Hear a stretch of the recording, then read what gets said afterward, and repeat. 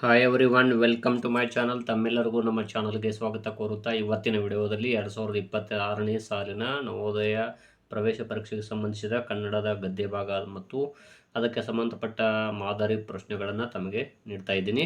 ಇನ್ನು ತಾವುಗಳು ನಮ್ಮ ಚಾನಲ್ ಫಸ್ಟ್ ಟೈಮ್ ನೋಡ್ತಾ ಇರೋರು ನಮ್ಮ ಚಾನಲ್ ಸಬ್ಸ್ಕ್ರೈಬ್ ಆಗಿ ಅಂತ ತಿಳಿಸುತ್ತಾ, ಇಲ್ಲಿ ಕನ್ನಡ ಭಾಷಾ ಸಾಮರ್ಥ್ಯ ಪರೀಕ್ಷೆಯ ಪ್ರಶ್ನೆಗಳು ಹೇಗಿರ್ತವೆ ಅಂದರೆ ಒಂದು ಪ್ಯಾರಾಗ್ರಾಫನ್ನು ಕೊಟ್ಟು ಅದರ ಮೇಲೆ ಪ್ರಶ್ನೆಗಳು ನೀಡಲಾಗುತ್ತೆ.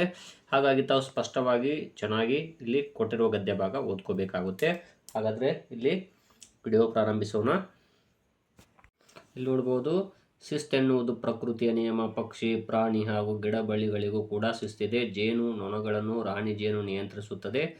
ಆನೆಗಳ ಹಿಂಡನ್ನು ವಯಸ್ಸಾದ ಆನೆಯೊಂದು ಮುನ್ನಡೆಸುತ್ತದೆ. ಹೀಗೆ ಎಲ್ಲೆಡೆಯೂ ನಾವು ನೀತಿ ನಿಯಮಗಳನ್ನು ಕಾಣುತ್ತೇವೆ.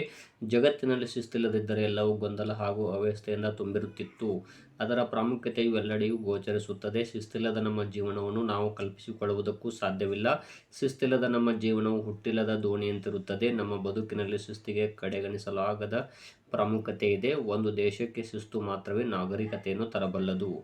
ಓಕೆ, ಇಲ್ಲಿ ಪ್ಯಾರಾಗ್ರಾಫನ್ನು ನಾವು ಓದಿದೆ. ನೆಕ್ಸ್ಟ್ ನೋಡ್ಬೋದು, ಶಿಸ್ತು ಎಂದರೆ ಏನು ಅಂತ ಕೊಟ್ಟಿದ್ದಾರೆ. ಇಲ್ಲಿ ನೋಡ್ಬೋದು, ವಾಕ್ಯದಲ್ಲಿ ಶಿಸ್ತೆನ್ನುವುದು ಪ್ರಕೃತಿಯ ನಿಯಮ ಅಂತ ಹೇಳಿದ್ದಾರೆ. ಹಾಗಾಗಿ ಆಪ್ಷನ್ಸ್ಗಳು ನೋಡ್ತಾ ಹೋದಾಗ ಇಲ್ಲಿ ನೋಡ್ಬೋದು, ಸಿ ಆಪ್ಷನ್ ಇದೆ ನೋಡಿ, ಪ್ರಕೃತಿಯ ನಿಯಮ. ಸೊ ಹಾಗಾಗಿ ಇಲ್ಲಿ ಸಿ ಆಪ್ಷನ್ ಆಗುತ್ತದೆ. ನೆಕ್ಸ್ಟು, ಶಿಸ್ತಿಲ್ಲದಿದ್ದರೆ ಜಗತ್ತು ಏನಾಗಬಹುದು? ಇಲ್ಲಿ ಆಪ್ಷನ್ಸ್ಗಳನ್ನು ನೋಡೋಣ. ಅದಕ್ಕೂ ಪೂರ್ವದಲ್ಲಿ ನೋಡ್ಬೋದು, ಇಲ್ಲಿ ನಾವು ವಾಕ್ಯವನ್ನು ನೋಡ್ತಾ ಹೋಗೋಣ. ಪಕ್ಷಿ, ಪ್ರಾಣಿ, ಗಿಡಬಳ್ಳಿಗಳಿಗೂ ಕೂಡ ಶಿಸ್ತಿದೆ. ಈ ರೀತಿ ಓದ್ತಾ ಹೋಗಿ. ಜೇನು ನೊಣಗಳನ್ನು ರಾಣಿ ಜೇನು ನಿಯಂತ್ರಿಸುತ್ತದೆ. ಆನೆಗಳ ಹಿಂಡನ್ನು ವಯಸ್ಸಾದ ಆನೆಯೊಂದು ಮುನ್ನಡೆಸುತ್ತದೆ. ಹೀಗೆ ಎಲ್ಲೆಡೆಯೂ ನಾವು ನೀತಿ ನಿಯಮಗಳನ್ನು ಕಾಣುತ್ತೇವೆ. ಜಗತ್ತಿನಲ್ಲಿ ಶಿಸ್ತಿಲ್ಲದಿದ್ದರೆ ಎಲ್ಲವೂ ಗೊಂದಲ ಹಾಗೂ ಅವ್ಯವಸ್ಥೆಯಿಂದ ತುಂಬಿರುತ್ತಿತ್ತು ಅಂತ ಹೇಳಿದ್ದಾರೆ. ಸೊ ಇಲ್ಲಿ ನೋಡ್ಬೋದು, ಶಿಸ್ತಿಲ್ಲದಿದ್ದರೆ ಜಗತ್ತಿನಲ್ಲಿ ಎಲ್ಲೆಡೆಯೂ ಪ್ರಗತಿ ಆಗಬಹುದು, ಅದು ಸಾಯಬಹುದು. ಎಲ್ಲೆಡೆಯೂ ಶಾಂತಿ ಹಾಗೂ ಸಾಮರಸ್ಯ ನೆಲೆಸಬಹುದು. ಎಲ್ಲೆಡೆಯೂ ಗೊಂದಲ ಹಾಗೂ ಅವ್ಯವಸ್ಥೆ ತಾಂಡವಾಡುತ್ತದೆ. ಸೊ ಹಾಗಾಗಿ ಇಲ್ಲಿ ಡಿ ಆಪ್ಷನ್ ಇದೆಯಲ್ಲ, ಅದು ಆಗುತ್ತದೆ.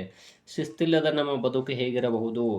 ನೋಡ್ಬೋದು, ಹುಟ್ಟಿರುವ ದೋಣಿಯಂತೆ, ಹುಟ್ಟಿಲ್ಲದ ದೋಣಿಯಂತೆ, ಎರಡು ದೋಣಿಗೆ ಒಂದು ಹುಟ್ಟಿರುವಂತೆ, ಮೇಲಿನ ಯಾವುದೂ ಅಲ್ಲ. ಸೊ ಆಪ್ಷನ್ಸ್ಗಳನ್ನು ನೋಡಿದ್ವಿ, ಇಲ್ಲಿ ನೋಡ್ಬೋದು. ಹಾಗಾದರೆ ನೆಕ್ಸ್ಟ್ ನೋಡ್ತಾ ಹೋಗೋಣ.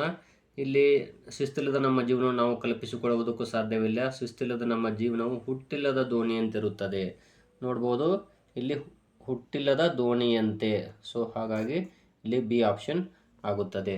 ನೆಕ್ಸ್ಟ್ ನೋಡ್ಬೋದು, ಇಲ್ಲಿ ಇವುಗಳಲ್ಲಿ ಯಾವುದು ದೇಶವೊಂದನ್ನು ನಾಗರಿಕವಾಗಿಸುತ್ತದೆ? ಸರ್ಕಾರ, ಪ್ರಕೃತಿ, ಶಿಸ್ತು, ವೇಷಭೂಷಣ.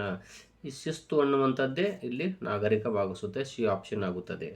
ಇನ್ನು ಇವುಗಳಲ್ಲಿ ಸರಿಯಾದ ವಾಕ್ಯವನ್ನು ಗುರುತಿಸಿ. ಶಿಸ್ತು ಪಕ್ಷಿಗಳಿಗೆ ಮಾತ್ರ ಮುಖ್ಯ, ಶಿಸ್ತು ಪ್ರಾಣಿಗಳಿಗೆ ಮಾತ್ರ ಮುಖ್ಯ, ಶಿಸ್ತು ಮನುಷ್ಯರಿಗೆ ಮಾತ್ರ ಮುಖ್ಯ, ಶಿಸ್ತಿನ ಪ್ರಾಮುಖ್ಯತೆ ಬದುಕಿನ ಎಲ್ಲೆಡೆಯೂ ಗೋಚರಿಸುತ್ತದೆ. ನೋಡ್ಬೋದು, ಶಿಸ್ತು ಎಲ್ರಿಗೂ ಬೇಕು, ಆದರೆ ಡಿ ಆಪ್ಷನ್ ಇದೆ ನೋಡಿ, ಇದು ಬದುಕಿನ ಎಲ್ಲೆಡೆಯೂ ಗೋಚರಿಸುತ್ತದೆ. ಸೊ ಹಾಗಾಗಿ ಡಿ ಆಪ್ಷನ್ ಆಗುತ್ತದೆ. ಈ ರೀತಿಯಾಗಿ ತಾವು ಇಲ್ಲಿ ಗದ್ಯ ಭಾಗವನ್ನು ಓದ್ಕೊಂಡು ಆನ್ಸರನ್ನು ಇಲ್ಲಿ ಫೈಂಡ್ ಔಟ್ ಮಾಡಬೇಕಾಗುತ್ತೆ.